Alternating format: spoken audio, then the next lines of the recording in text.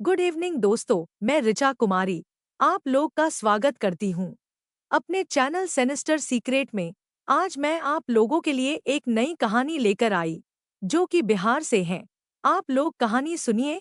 कहानी अच्छा लगा तो कहानी को सब्सक्राइब कर दीजिए, लाइक कीजिए, कमेंट कर दीजिए।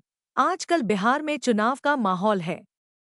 आप जानते हैं, हर तरफ चुनाव प्रचार का जोर है और इसी के साथ राजनीति के अपराधीकरण की भी बात हो रही है। बहुत सारे ऐसे दागदार चेहरे वहां पर चुनाव लड़ रहे हैं। लेकिन इसी चुनाव के माहौल और चौकसी के बीच सिवान जिले में अब से कुछ रोज पहले एक बड़ी घटना हुई। हुआ यूं कि 30 अक्टूबर की सुबह सिवान जिले में एक जगह है जिसका नाम है दरौदा। तो दरौंदा से महाराजगंज जाने वाली एक सड़क के किनारे झाड़ियों में एक शख्स की लाश पड़ी हुई मिली। यह झाड़ियां क्या थी? बेसिकली पास में ही अरहर का खेत है। उस खेत के पास जो मेड़ का जो एरिया होता है वहां पर यह बॉडी पड़ी हुई थी झाड़ियों में। और जब लोगों की नज़र इस पर गई तो लोग इस लाश की हालत देखकर जो है वो सिहर उठे, क्योंकि वो बहुत बुरी तरह उस शख्स की हत्या की गई थी। बॉडी पूरी तरह से म्यूटिलेटेड थी और जगह-जगह से कटी फटी थी। सिर के पिछले हिस्से में वार किया गया था। गला कटा हुआ था और upper part of the body जो है वो बुरी तरह लहूलुहान था और तेज धार हथियारों के कई सारे निशान थे। तो लोग इस लाश को देखकर सख्त में आ गए। देखते ही देखते आप समझते हैं हमारे ग्रामीण इलाकों में किस तरह का माहौल होता है। वहां काफी भीड़ इकट्ठी हो गई। लोग बहुत क्यूरियस थे, समझना चाह रहे थे कि भाई किसकी हत्या हुई, क्यों हुई, मरने वाला शख्स कौन है। लेकिन ज्यादातर क्या बल्कि उस इलाके में कोई भी इस शख्स को पहचान नहीं पाया। अब क्योंकि कत्ल का मामला था, गंभीर मामला था, खबर पुलिस को दी गई तो सिवान के जो एसपी है मनोज कुमार तिवारी, यानी जिले के जो सबसे बड़े पुलिस ऑफिसर, वो खुद अपनी टीम के साथ मौका वारदात पर पहुंचे, क्योंकि मामला कत्ल का था, संगीन मामला था और ऊपर से चुनाव का माहौल चल रहा है। तो पुलिस को रिएक्ट करना था और पुलिस के सीनियर ऑफिसर वहां मौके पर पहुंचे। पुलिस ने सीन ऑफ क्राइम का बहुत बारीकी से मुआयना किया, लेकिन वहां पर पुलिस को कोई भी ऐसी अहम चीज नहीं मिली जिससे यह पता चलता कि इस आदमी की हत्या क्यों हुई और कौन से लोग थे। इन्वेस्टिगेशन आगे कैसे बढ़े, इसको लेकर जो है पुलिस को कोई खास लीड मौका वारदात से नहीं मिली। अलबत्ता मौके से ही तकरीबन 500 मीटर की दूरी पर पुलिस को एक काले रंग का गमछा पड़ा हुआ मिला, जिसे देखकर यह लगता था कि शायद यह गमछा या तो मरने वाले शख्स का होगा या फिर मारने वाले लोगों में, यानी कातिलों में किसी का होगा। और साथ ही एक मोटर बाइक भी 500 मीटर दूर पार्क थी खड़ी थी, जिसका इस मर्डर केस से कनेक्शन पुलिस को लग रहा था। अब सवाल है इस मरने वाले शख्स के पहचान की। तो आम लोग तो मरने वाले आदमी को नहीं पहचान पा रहे थे, लेकिन पुलिस वालों ने पहली ही नज़र में देखते ही मरने वाले शख्स को पहचान लिया। आप पूछेंगे ऐसा कैसे, ऐसा ऐसा क्यों? तो उसका जवाब यह है कि जिस शख्स की हत्या हुई थी वो कोई और नहीं बल्कि सिवान में ही तैनात एक पुलिस ऑफिसर था। जी हाँ, assistant sub inspector Anirudh Kumar. Anirudh Kumar मूल रूप से बिहार के ही मधुबनी जिले के रहने वाले थे। राजनगर में उनका घर है और उनका भरा पूरा परिवार है। 48 साल की उनकी उम्र है और वह सिवान जिले में ही एक पुलिस स्टेशन में एएसआई तैनात थे और ड्यूटी कर रहे थे। अब सवाल है कि एक सर्विंग पुलिस ऑफिसर की इस तरह से इतने ब्रूटल, इतने जघन्य तरीके से हत्या कैसे हो गई। हत्या अपने आप में बहुत संगीन बात है और जो भी कत्ल करता है यह माना जा सकता है कि वो सिरफिरा होगा, वरना वह किसी की जान कैसे ले सकता है। लेकिन यह भी माना जा सकता है कि उस आदमी में कानून को लेकर शायद कोई खौफ नहीं है। लेकिन कोई अगर पुलिस वाले का कत्ल करे तो आप समझ सकते हैं कि यह सिर्फ कानून नहीं बल्कि पुलिस से भी पंगा लेने वाली बात है। तो आखिर किसने एक सर्विंग पुलिस ऑफिसर का मर्डर कर दिया? यह अपने आप में एक बड़ा सवाल था। तो खैर पुलिस तो मरने वाले शख्स की पहचान पता कर ही चुकी थी, क्योंकि पहली नज़र में देखते ही उन्होंने आइडेंटिफाई कर लिया था। उन्हीं की टीम के मेंबर थे और फिर उनकी बॉडी को पुलिस ने वहां से रिकवर करके पोस्टमार्टम के लिए भिजवाया। हालांकि मौका वारदात पर बॉडी को रिकवर करके पोस्टमार्टम के लिए भिजवाने के लिए भी सिवान पुलिस को अच्छी खासी मशक्कत करनी पड़ी। पुलिस ने एम्बुलेंस को फ़ोन किया सरकारी हॉस्पिटल में, और एम्बुलेंस तो क्या उसको हायर से सर्विस कह सकते हैं, जो शव वाहन होते हैं। लेकिन पुलिस इंतजार करती रह गई। वो सरकारी गाड़ी सरकारी हॉस्पिटल से आई ही नहीं। आखिरकार पुलिस वालों ने खुद अपनी जीप में उनकी बॉडी को रखा और उसके बाद पोस्टमार्टम के लिए लेकर गए। दिन जैसे जैसे आगे बढ़ा और शाम होता गया, तब तक जो है मीडिया के लोग, खासकर अखबार के जो पत्रकार हैं, वो एक्टिव हुए। मौका वारदात पर उनकी मौजूदगी थी। उन्होंने सीन ऑफ क्राइम पर फुटेज वुटेज शूट किए। लेकिन शाम होते होते पूरे शहर को, मीडिया वालों को यह पता चल गया कि जिस शख्स की हत्या हुई है वह कोई मामूली आदमी नहीं, बल्कि एक पुलिस वाला है और assistant sub inspector Anirudh Kumar की हत्या कर दी गई है। अब पुलिस इस मामले की जांच में लग चुकी थी, और आजकल जांच का सबसे बेहतरीन और कारगर तरीका आपको पता है, मोबाइल फ़ोन ही होता है। लेकिन दिक्कत यह थी कि अनिरुद्ध कुमार का मोबाइल फ़ोन जो है वो गायब था। वो सिवान में जहां पर रहते थे, जहां उन्होंने कमरा किराए पर ले रखा था, वो वहां पर भी पुलिस पहुंची, लेकिन वहां पर भी उनका मोबाइल फ़ोन नहीं मिला। ऐसे भी मोबाइल फ़ोन कोई घर में रखकर कहीं जाए, ऐसा आम तौर पर तो नहीं होता। आजकल तो ज़माना ऐसा है कि इंसान मोबाइल फ़ोन लेकर वॉशरूम में भी चला जाता है। तो बाहर जाएगा तो मोबाइल फ़ोन तो लेकर जाएगा ही। तो मोबाइल फ़ोन अनिरुद्ध का गायब था, और इसके साथ ही अनिरुद्ध कुमार का जो पर्स था और जो दूसरी चीज़ें थी, वो सारी चीज़ें नदारद थी। अब पुलिस को यह पता करना था कि कातिल कौन थे। तो पुलिस ने यह जो मोबाइल फ़ोन है उसको सर्विलांस पर लगाने का फैसला किया, लेकिन इनिशियल इन्वेस्टिगेशन में पुलिस ने देखा उनका फ़ोन स्विच्ड ऑफ है। पुलिस ने अलबत्ता इस मामले की छानबीन पैरेलली शुरू की।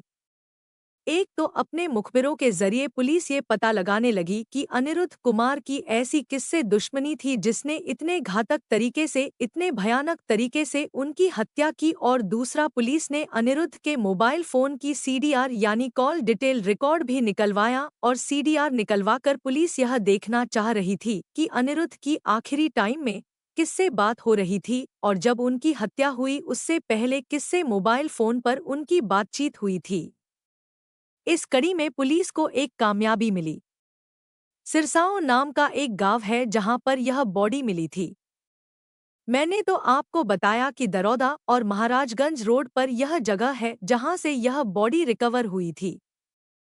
लेकिन जिस जगह से बॉडी रिकवर हुई वो एरिया जो है सिरसा गांव का पड़ता है। तो पुलिस में सिरसा गांव के आसपास भी पता किया कि भाई यहां आखिर इंस्पेक्टर साहब क्यों आए थे और रात के वक्त में हत्या हुई, इस तरह की आशंका थी। पूरे सीन ऑफ क्राइम को देखकर ऐसा लग रहा था, बॉडी के कंडीशन को देखकर लग रहा था कि बहुत पुरानी लाश नहीं है। 29 और 30 अक्टूबर की रात को ये हत्या हुई थी, ऐसा माना जा सकता है। तो इंस्पेक्टर साहब वहां एक रात पहले क्यों आए थे, यह भी अब पुलिस को पता करना था। तो पुलिस मुखबिरों के जरिए भी पता कर रही थी और सीडीआर के जरिए भी पुलिस पता कर रही थी। मुखबिरों के जरिए पता करने से पहले पुलिस ने सीडीआर में यह देखा कि एक पर्टिकुलर नंबर पर इंस्पेक्टर साहब की बातचीत हुई थी। अब पुलिस ने जब उस नंबर के बारे में पता किया तो पता चला कि वो नंबर एक लड़की का है जो पेशे से एक डांसर है। जैसे मुंबई में बार डांसर होती हैं, उस तरह से बिहार में भी डांसर एक पेशा है, और बहुत सारी लड़कियां बिहार और उत्तर प्रदेश में इस पेशे से जुड़ी हुई हैं, जो स्टेज में अपना परफॉर्मेंस देती हैं। लेकिन कई बार ऐसी लड़कियों को अश्लील हरकतों का भी शिकार होना पड़ता है, और कई बार डांस भी जो है वो अश्लीलता की सारी हदें पार कर जाती हैं। तो इसीलिए एक ग्रे एरिया ज़रूर है इस प्रोफेशन को लेकर, और बहुत सारे लोग जो हैं, लोग डांस देखना तो पसंद करते हैं। मैंने यह भी देखा है कि डांसरों के साथ लोग किसी भी हद तक बहुत सारे वीडियोस मैंने देखे हैं जिसमें लोग बदतमीजी भी करते हैं। लेकिन ऑब्वियस सी बात है, कोई नहीं चाहता कि वो डांसर बने या उसके घर की कोई लड़की डांसर बने। तो ये भी एक कंट्रास्ट है सोसाइटी में हम लोगों के। तो खैर, यह मोबाइल फोन की सीढ़ियां से यह पता चला कि अनिरुद्ध कुमार की लास्ट टाइम पे एक लड़की से बात हुई थी जो डांसर है और जिसका नाम है निहारिका। तो अब पुलिस निहारिका को ढूंढने लगी, लेकिन निहारिका का मोबाइल फोन भी जो है वो स्विच ऑफ आ रहा था। पुलिस ने अब मुखबिरों के जरिए पता करना शुरू किया कि यह निहारिका का क्या चक्कर है और अनिरुद्ध की निहारिका से कैसे बात होती थी। तो मुखबिरों ने ये बताया कि सिरसाओं गांव में जहां पर सब इंस्पेक्टर साहब की लाश मिली है, उस जगह पर एक डांस ट्रूप जो है पिछले कुछ समय से किराए के एक मकान में रह रहा था। इस ट्रूप में कई लड़कियां भी थी और कई सारे पुरुष मेंबर भी थे जो डांस पार्टी ऑर्गेनाइज किया करते थे और अलग अलग जगहों पर जाकर परफॉर्मेंस दिया करते थे। तो इस ट्रूप के बारे में जब पुलिस को पता चला तो पुलिस को यह भी जानकारी मिली कि इसी ट्रूप में काम करने वाली एक लड़की के साथ इंस्पेक्टर साहब की एएसआई साहब की बड़ी नज़दीकियां थी और उसको लेकर एक आध बार जो डांस ट्रूप है उसके साथ एएसआई साहब की लड़ाई झगड़ा भी उनका हुआ था और इस लड़ाई झगड़े को कुछ गांव के ही लोगों ने मीडिएट करके शांत भी करवा दिया था और दोनों पक्षों को समझा बुझाकर इस मामले को सॉल्व कर दिया था। तो ये जानकारी पुलिस को अपनी इन्वेस्टिगेशन के क्रम में मिली जो एक क्रूशियल इन्फॉर्मेशन थी। अब पुलिस ने उसी डांस ट्रूप के बाकी साथियों के बारे में पता करना शुरू किया और एक-एक कर पुलिस को कई लोगों के नाम पता चले और उसके साथ ही कई लोगों के मोबाइल नंबरों का भी पता चला। इस बीच पुलिस ने जब ये सिरसा गांव में उस जगह पर दबिश दी जहां पर डांसरों की ये टोली रहा करती थी। पुलिस को पता चला कि पूरा का पूरा डांसरों का जो कुबा है, जो ग्रुप है, वो वहां से माइग्रेट कर चुका है, भाग चुका है। अब पुलिस असमंजस में पड़ गई।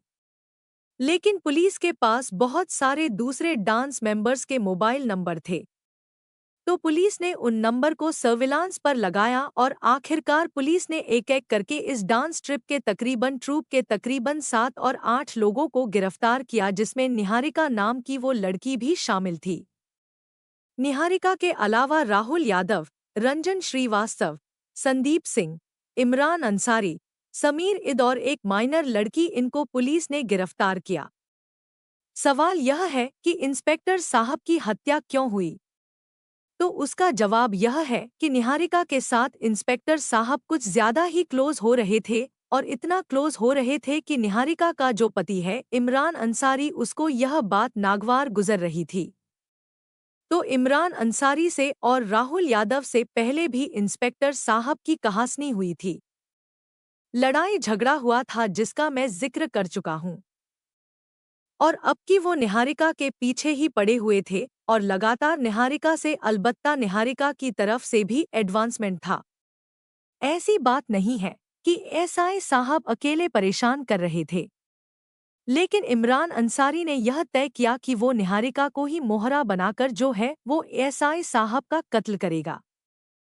फिर इमरान ने अपने ग्रुप के बाकी लोगों से बातचीत की और निहारिका से ही कहा कि डांस प्रोग्राम देखने के बहाने अनिरुद्ध को बुलाओ। एएसआई साहब को और एसआई अनिरुद्ध कुमार को निहारिका ने फ़ोन करके 29 और 30 की रात को बुलाया और डांस का प्रोग्राम दिखाने से पहले निहारिका उससे मिलने के बहाने उसने सुनसान जो दरौदा महाराजगंज रोड पे गांव का जो आखिरी छोर है सिरसाओं गांव का, वहां खेतों के पास उनको बुलाया और इससे पहले कि वहां और मिलन हो पाता और बातचीत हो पाती, खेतों में ही छुपे बैठे यह जो सारे लोग हैं जिनका मैंने नाम लिया, एक-एक करके इन सारे लोगों ने एसआई साहब पर हमला बोल दिया और हमला भी तेजधार हथियारों से बोला और गला काटा गया।